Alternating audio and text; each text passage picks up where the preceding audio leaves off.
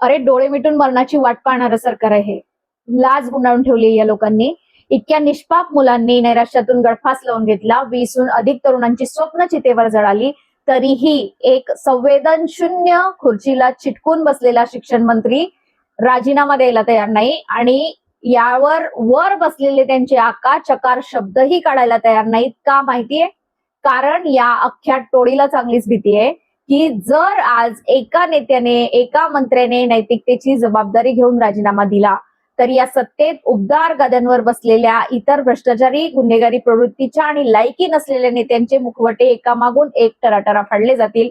एकाचा राजीनामा घेतला तर या हुकुमशाही सिस्टमची अख्खी इमारत पत्त्यासारखी कोसळेल ही भीती आहे यांना. आपल्या हक्कासाठी शांततेत लढणाऱ्या तरुण मुलींचे कपडे फाडताना, त्यांच्या छातीवर लाठ्या मारताना तुमचे हात थरथरले नाहीत का? तुम्हाला लाजा वाटल्या नाहीत का? या नालायक प्रशासनाला आणि त्यांच्या मालकांना मला एकच विचारायचंय, तुमच्या घरात लेकरं बाळं माया भगिनी नाहीत का रे?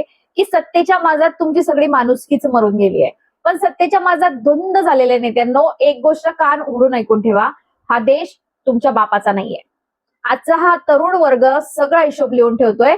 जर तुमच्यात स्वतःहून पायउतार होण्याची हिंमत नसेल तर लक्षात ठेवा, हीच पेटून उठलेली तरुणाई येणाऱ्या काळात तुमच्या या भ्रष्ट साम्राज्याचा खात्मा करेल. याच रस्त्यावर रक्त सांडणारा तरुण उद्या तुमच्या छातड्यावर बसेल आणि सत्तेतल्या एका लायकी नसलेल्या नेत्यांना खेचून बाहेर काढेल, त्यांचा खेळ खल्लास करेल. हा तरुणाईचा आक्रोश तुमची सत्ता उलथवून लावल्याशिवाय शांत होणार नाही, हे डोक्यात फिट करून ठेवा. तर नमस्कार मित्रांनो, मी राजश्री आणि तुम्ही पाहताय राजश्री अनफिल्टर्ड.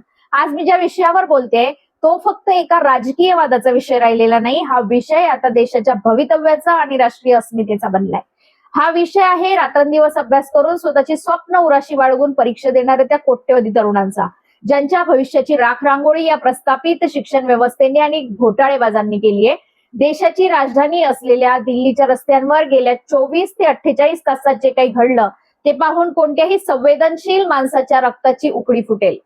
नीट पेपर फुटीचं प्रकरण असो किंवा शिक्षण क्षेत्रातील गैरव्यवहार असो, आज देशातील तरुण रस्त्यावर उतरलाय. पण या तरुणांना काय मिळालं? त्यांना उत्तरे मिळाली नाही. त्यांच्यावर पुरुष पोलीस अधिकाऱ्यांकडून लाठा चालवल्या गेल्या. महिला आंदोलकांना अमानुषपणे मारहाण करण्यात आली.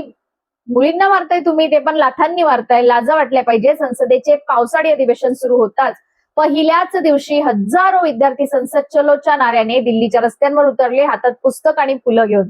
अभिजित दिपके यांच्या नेतृत्वाखालील कॉक्रोच जनता पार्टी सीजेपीच्या युवा चळवळीच्या माध्यमातून दिल्लीत महामोर्चा काढण्यात आला. पण सरकारची प्रतिक्रिया काय होती? संसदेत चर्चा होऊ नये म्हणून मोबाईल नेटवर्क जाम करण्यात आले. प्रश्न हा पडतो, देशाचा तरुण जेव्हा स्वतःच्या हक्कासाठी रस्त्यावर उतरतो तेव्हा सरकार संवाद साधण्याऐवजी त्यांच्यावर लाठ्या का चालवतं? 20हून अधिक विद्यार्थ्यांचे बळी जाऊनही शिक्षण मंत्र्यांना वाचवण्यासाठी सरकार आणखी किती विद्यार्थ्यांचे रक्त सांडायला तयार आहे? आजच्या या व्हिडिओमध्ये आपण या संपूर्ण प्रकरणाची ती सत्य बाजू जाणून घेणार आहोत जी तुमच्यापासून लपवण्याचा प्रयत्न केला गेला. आता तुम्ही विचार करत असाल की हे कॉक्रोच जनता पार्टी नक्की काय प्रकरण आहे? एका जन आंदोलनाला असं नाव का देण्यात आलं? याची सुरुवात एका धक्कादायक घटनेने झाली. सर्वोच्च न्यायालयात एका सुनावणी दरम्यान ऑनलाईन ऍक्टिव्हिजमच्या नावाखाली सिस्टमवर टीका करणाऱ्या मुलांचा, तरुण पिढीचा उल्लेख एका टिप्पणीमध्ये कॉक्रोच असा झाला. जरी नंतर स्पष्टीकरण आले की ही टिप्पणी बनावट आयडी वापरणाऱ्यांबद्दल होती, तरीही देशातील विद्यार्थ्यांच्या मनात हा राग धुमसून उठला. त्यांनी या शब्दालाच आपलं शस्त्र बनवलं. जर आम्ही या भ्रष्ट व्यवस्थेला किड्यांसारखे वाटत असू तर मग आता हा किडाच तुमच्या अहंकाराच्या सत्तेला सुरुंग लावेल. या भावनेतून सोशल मीडियावर कॉक्रोच जनता पार्टीची एक डिजिटल चळवळ सुरू झाली. काही दिवसातच या चळवळीला लाखो तरुणांचा पाठिंबा मिळाला. पण सिस्टीमची भीती बघा, लगेचच या चळवळीचे सर्व सोशल मीडिया हँडल्स निलंबित करण्यात आले, खाती ब्लॉक करण्यात आली. तरुणांचा आवाज दाबण्याचा पुरेपूर प्रयत्न झाला, पण ही तर फक्त सुरुवात होती. सोशल मीडियावर आवाज दाबला गेला म्हणून ही पेटलेली तरुणाई थेट रस्त्यावर उतरली. पावसाळी अधिवेशनाच्या पहिल्याच दिवशी हजारो विद्यार्थी, स्पर्धा परीक्षेची तयारी करणारे तरुण आणि आंदोलक दिल्ली रस्त्यांवर जमा झाले. आंदोलन पूर्णपणे शांततेत सुरू होतं. विद्यार्थ्यांची मागणी काय होती? विद्यार्थ्यांची मागणी 3 मागण्या विद्यार्थ्यांच्या होत्या. त्याच्यातली मेन मागणी होती की धर्मेंद्र प्रधान यांनी राजीनामा द्यावा, जे शिक्षण मंत्री आहे. नीट परीक्षेची पेपर फुटीची निष्पक्ष चौकशी व्हावी आणि तिसरी मागणी होती भारतीय शिक्षण व्यवस्थेत आमूलाग्र आणि व्यापक सुधारणा व्हाव्यात. पण या शांततापूर्ण आंदोलनात दिल्ली पोलिसांनी कशाने उत्तर दिलं? लाठीचार्ज आणि अश्रुधुरांच्या नळकांड्यांनी. विद्यार्थ्यांना करंट दिले गेले, विद्यार्थ्यांना लाठीने मारण्यात आलं, ज्याला खिळे होते टोचलेले. संसद भवनापासून काही अंतरावरच विद्यार्थ्यांना रोखण्यात आलं आणि त्यांच्यावर रानटी हल्ला करण्यात आला. अनेक तरुण रक्ताळले, अनेक मुलींना गंभीर दुखापती झाल्या. दिल्ली पोलिसांनी या प्रकरणात 5 एफआयआर दाखल केले. विद्यार्थ्यांवरच हिंसाचाराचे आणि सार्वजनिक मालमत्तेच्या नुकसानीचे गुन्हे नोंदवले. रस्त्यावर तर विद्यार्थ्यांचं रक्त सांडत होतं, पण या घटनेनंतर जे घडलं त्याने संपूर्ण देशाला हादरवून सोडलं. एक मुलगी पण त्यात, एका मुलीने जीव सोडला, एका मुलाला इथे लागलंय गोळी. आंदोलनाचे नेतृत्व करणारे सीजेपी प्रमुख अभिजित दिपके यांनी या घटनेनंतर सोशल मीडियावर एक अत्यंत भावूक आणि गंभीर संदेश शेअर केला. त्यांनी आंदोलनादरम्यान जखमी झालेल्या सर्व कार्यकर्त्यांची आणि विद्यार्थ्यांची माफी मागितली.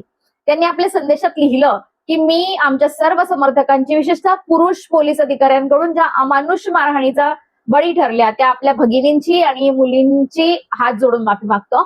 दिल्ली पोलिसांच्या या अमानुष कृत्यांपासून तुमचे रक्षण करण्यासाठी मी अधिक प्रयत्न करायला हवे होते. इतकेच नाही तर त्यांनी पुढे अत्यंत तीव्र शब्दात सरकारला सुनावलं की 20हून अधिक विद्यार्थ्यांच्या मृत्यूला कारणीभूत असलेल्या एका धर्मेंद्र प्रधानला वाचवण्यासाठी हे सरकार आणखी किती विद्यार्थ्यांचं रक्त सांडायला तयार आहे. आणि त्यांनी स्पष्ट केलं की जोपर्यंत शिक्षण मंत्र्यांचा राजीनामा घेतला जात नाही तोपर्यंत हे आंदोलन कोणत्याही परिस्थितीत मागे घेतले जाणार नाही. रस्त्यावर जेव्हा तरुण मार खात होते तेव्हा संसदेच्या आत काय चाललं होतं?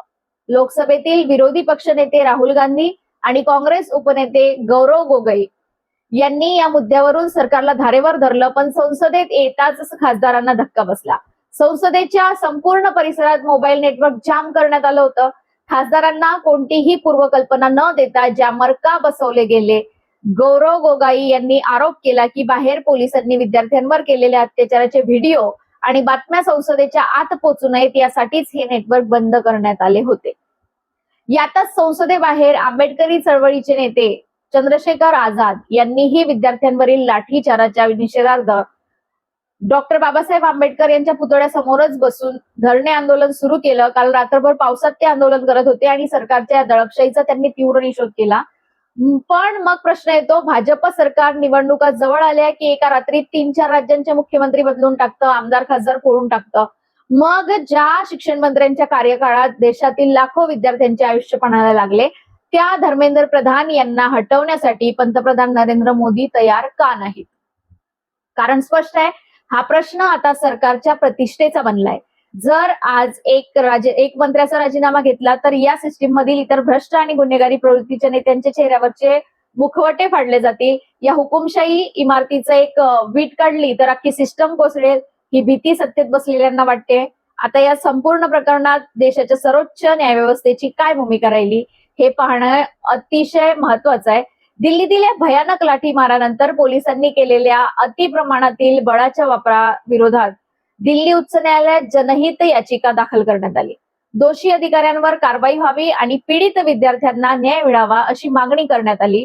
पण उच्च न्यायालयाच्या मुख्य न्यायमूर्ती देवेंद्र कुमार उपाध्याय आणि न्यायमूर्ती तेजस कारिया यांच्या खंडपीठाने यावर तातडीने सुनावणी घेण्यास नकार दिला. न्यायालयाने तोंडी टिप्पणी करताना काय म्हटलं? या सगळ्यात न्यायालयाला ओढू नका. विचार करा, जेव्हा देशाचा तरुण रस्त्यावर मार खातो तेव्हा पोलिसांकडून अमानुषपणे लाठ्या मारल्या जातात, तेव्हा सामान्य नागरिक आशेने न्यायालयाकडे पाहतो.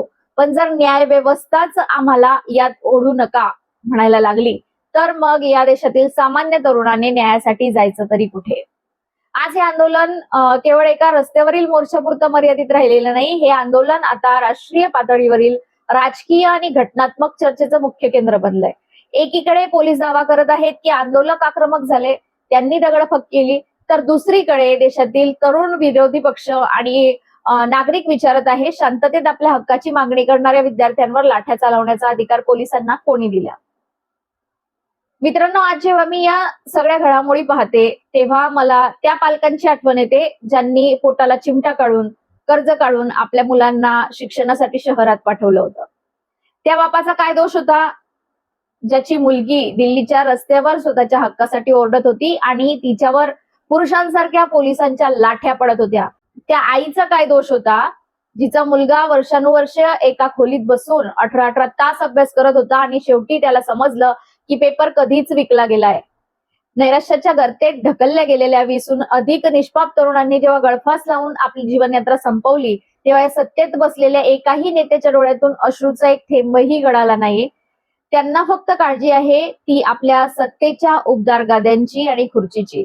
पण आज या व्यासपीठावरून मी या नालायक प्रशासनाला आणि त्यांच्या मालकांना पुन्हा एकदा सांगू इच्छिते, सत्तेच्या माजात धुंद झालेल्या नेत्यांनो, हा देश तुमच्या बापाचा नाहीये. आजचा हा तरुण वर्ग शांत बसलेला नाही. तो प्रत्येक लाठीचा, प्रत्येक अन्यायाचा आणि तुमच्या प्रत्येक अहंकाराचा हिशोब लिहून ठेवतोय. जर तुमच्यात स्वतःहून पायउतार होण्याची हिंमत नसेल तर लक्षात ठेवा, हीच पेटून उठलेली तरुणाई येणाऱ्या काळात तुमच्या या भ्रष्ट साम्राज्याचा खात्मा करेल. याच रस्त्यावर रक्त सांडणारा तरुण उद्या तुमच्या छाताडावर बसेल आणि सत्तेतल्या एका लायकी नसलेल्या नेत्याला खेचून बाहेर काढेल, त्यांचा खेळ खल्लास करेल. हा तरुणाईचा आक्रोश तुमची सत्ता उलथवून लावल्याशिवाय शांत होणार नाही, हे डोक्यात फिट ठेवा. माझ्या प्रिय मित्रमैत्रिणींनो, जर तुम्हालाही वाटत असेल की देशातील विद्यार्थ्यांवर, तरुणांवर होणारा हा अन्याय थांबला पाहिजे, जर तुम्हालाही वाटत असेल की शिक्षण व्यवस्थेत पारदर्शकता आली पाहिजे आणि दोषींवर कडक कारवाई झाली पाहिजे, तर हा आवाज दाबू देऊ नका. हा व्हिडिओ जास्तीत जास्त शेअर करा. देशातील प्रत्येक विद्यार्थ्यांपर्यंत, प्रत्येक पालकांपर्यंत आणि सत्तेत बसलेल्या त्या बहिऱ्या कानांपर्यंत हा आवाज पोचवा. तुम्हाला या संपूर्ण प्रकरणाबद्दल काय वाटतं? सरकारची ही हट्टी भूमिका योग्य आहे की अयोग्य?